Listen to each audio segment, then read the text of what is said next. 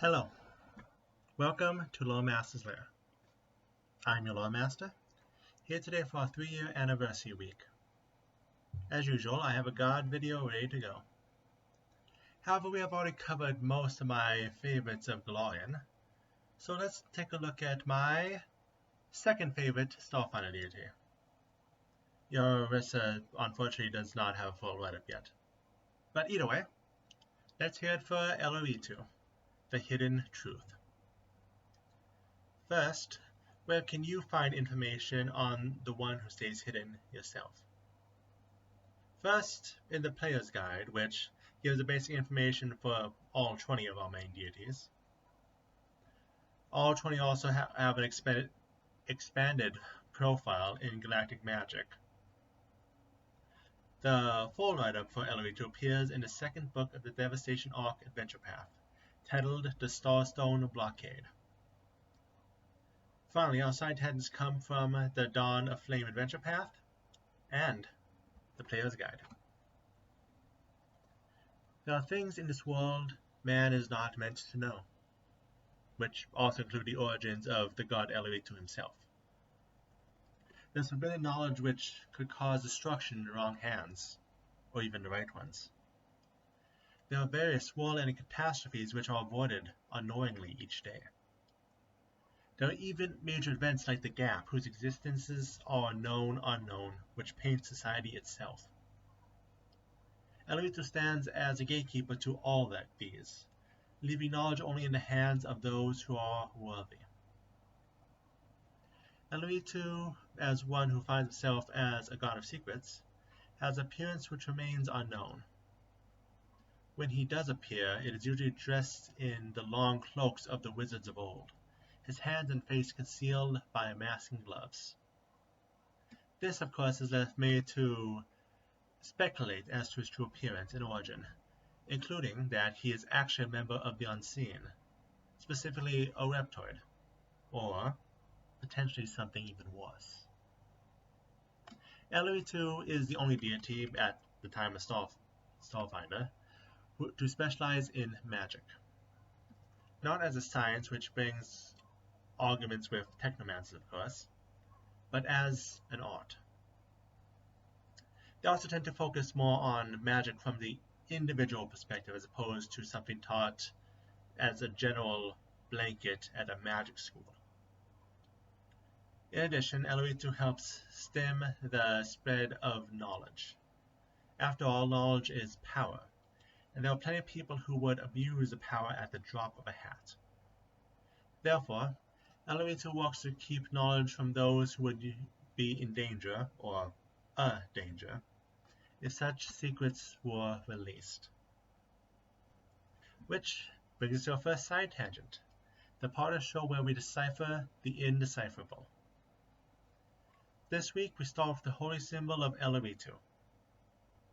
Usually holy symbols are just something that I gloss over, but for Eloritu it shows great importance, as it is made up of 6 different sigils, which are related to the practice of magic.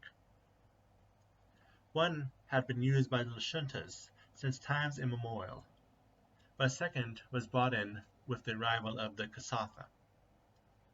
Investigations have turned up 2 more runes, one in the Shadari Confederacy, and one in the ruins on Vesk II.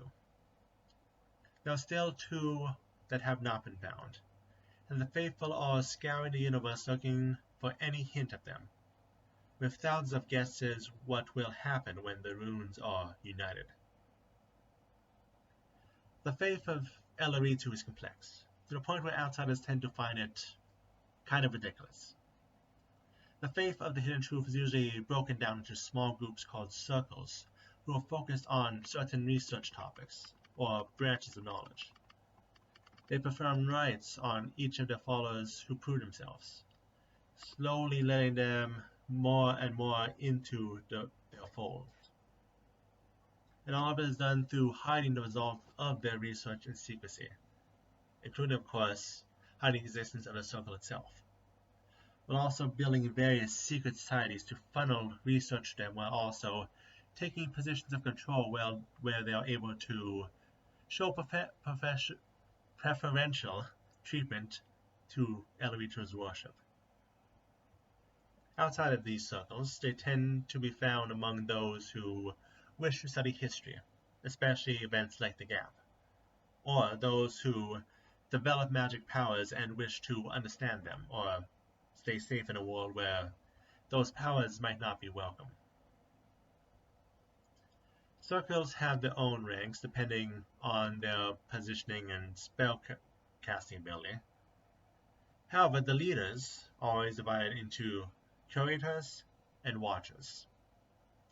Curators are those who take the job of being a public face of the faith, advising about magical items, teaching how to fight magic users, all to ingratiate themselves with political leaders on promises that they will turn a blind eye to the circle's own research.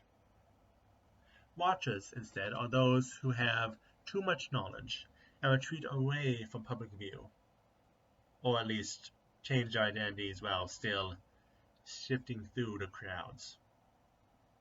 They still give knowledge when needed, of course, but only to those who prove themselves worthy to receive the secrets.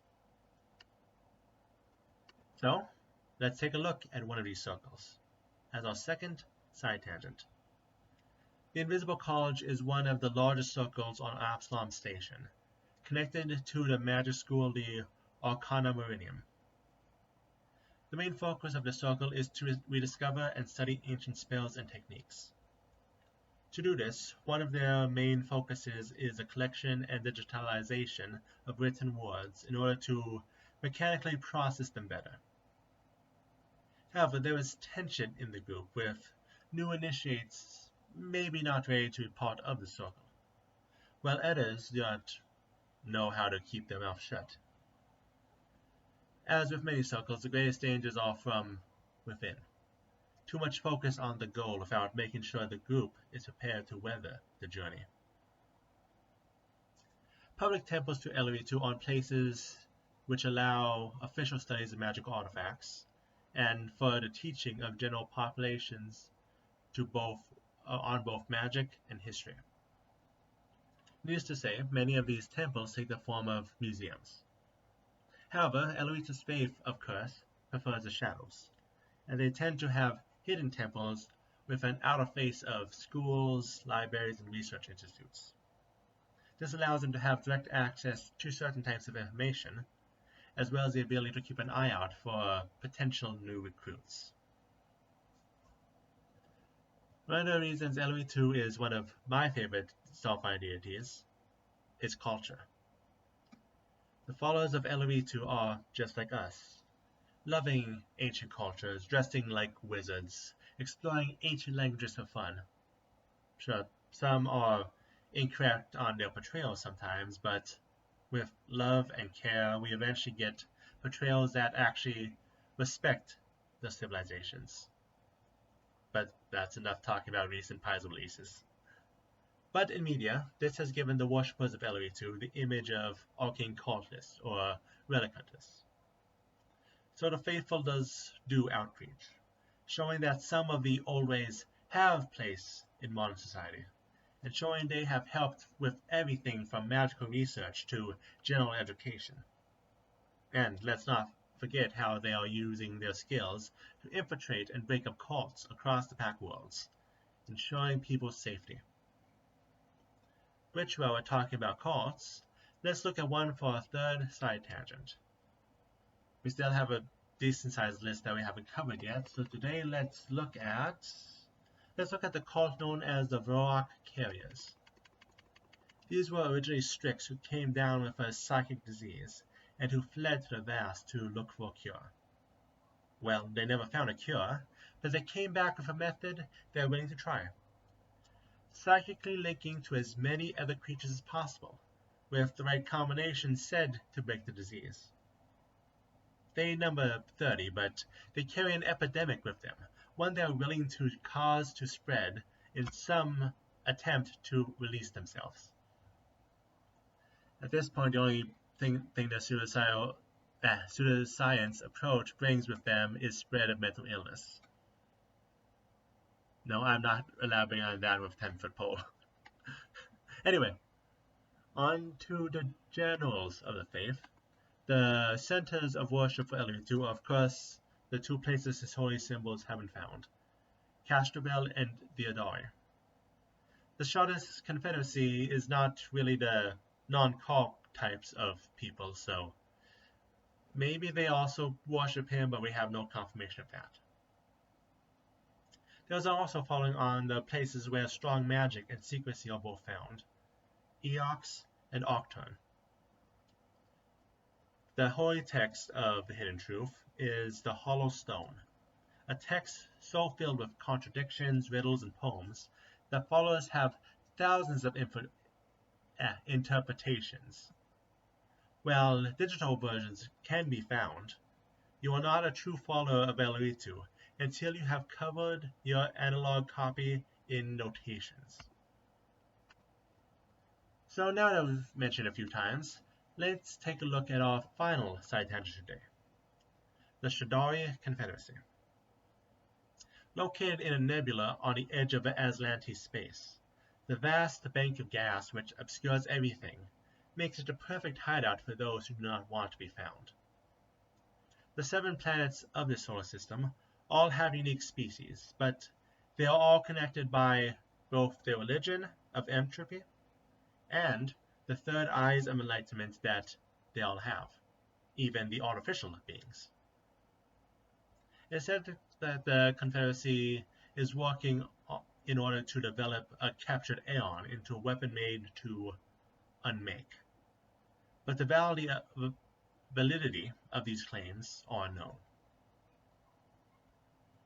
With his neutral position, Eloritu stands as an arbiter of last resort between the gods. Interestingly, it is with Lao Shupo, who his faith finds the greatest bonds with, by both lurking in the shadows, and also coming to blows with the dark tapestry in places unseen. The faith will also work well with Ibra's faith to explore interesting universal phenomena, but they usually are quiet partners. There was some competition to the secretive Eloritu and the exploitative Raiden, some kind of game of cat and mouse to keep secrets or expose them. The greatest rivalries, however, comes instead from the likes of Televat and Irissa. Eloritu hoards knowledge, while the other two share. Eloritu hoards artifacts, which Televat believes belongs to the community. Eloritu treats magic like an art, while Irissa treats it as a science. Which brings us to the end of today's video. We still have plenty of Pathfinder deities to go over in the next months, but Pathfinder is not exactly speeding to write more write-ups for their deities, and exploring more gods that I love is something I like focusing on for these anniversaries. So, next week we will continue on the Starfinder train with another look at a Pact World planet. I'll see you all then.